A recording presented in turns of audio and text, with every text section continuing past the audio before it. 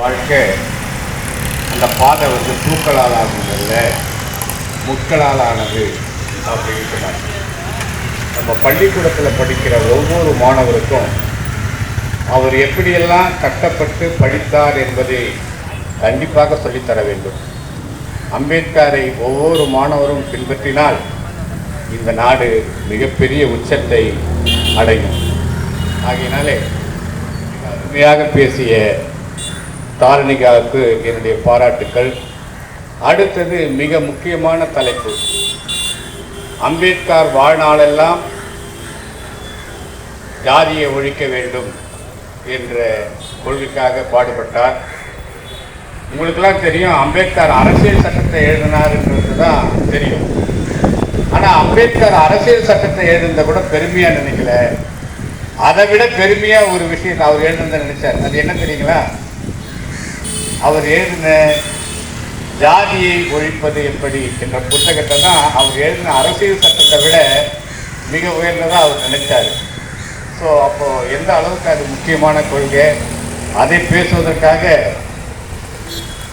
ஜெசிலா வருகிறார். ஜாதி ஒழிப்பு ஏன் தேவை?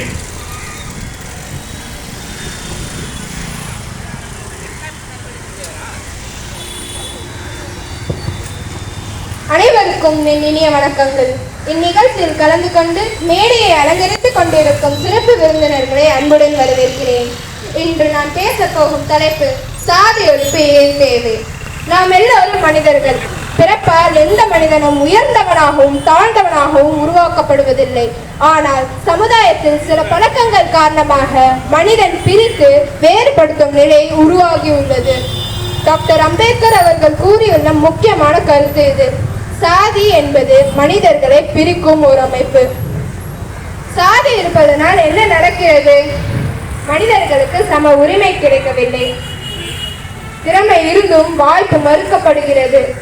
ஒற்றுமை குறைகிறது. முன்னேற்றம் தடைப்படுகிறது. சாதி என்னும் 4 விதையை விதைத்தால் 4 வகை பண்புகள் பிறக்கும். பகையினை பிறக்கும், பிரிவினை பிறக்கும், பொறாமை பிறக்கும், அறியாமை பிறக்கும். ஒரு சமுதாயத்தின் வளர்ச்சி அதன் ஒற்றுமை தான் உள்ளது. நாம் ஒற்றுமை இல்லாமல் விட்டால் நாம் பிரிந்து விடுவோம். அப்படி பிரிந்தால் நாம் பலவீனமாகி விடுவோம். நாம் ஒன்றாக இருந்தால் மட்டுமே நம்மால் முன்னேற முடியும்.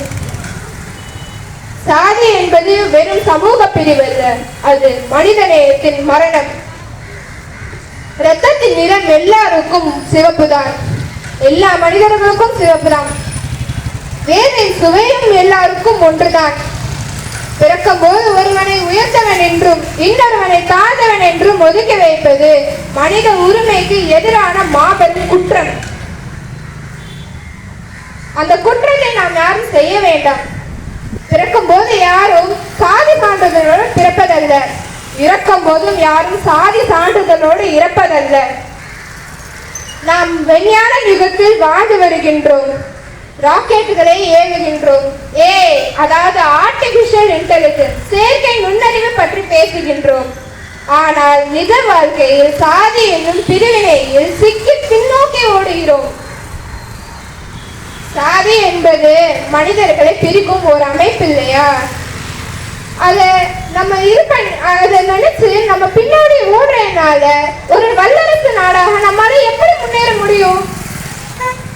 ஒற்றுமையே பலம் என்பதை நம்ம எப்போது உணரப் போகிறோம்?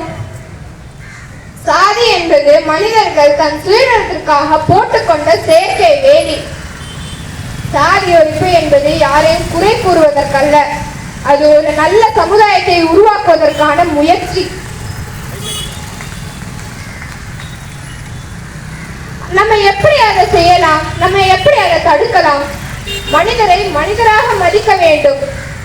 அனைவருக்கும் சம உரிமை கொடுக்க வேண்டும். கல்வி மூலம் விழிப்புணர்வு ஏற்படுத்த வேண்டும்.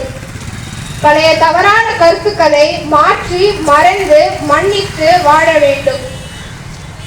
சாதி இல்லாத சமயம்தான் சமத்துவமான சமுதாயம். நாளை நிரந்தரமல்ல உடலுக்கு சாதி என்ற சாயம் எதற்கு?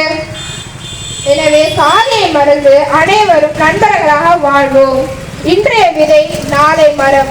இன்றைய விழிப்புணர்வு நாளைய சமுதாயம். எனவே சிந்தித்து செயல்படுங்கள். நன்றி, வணக்கம்.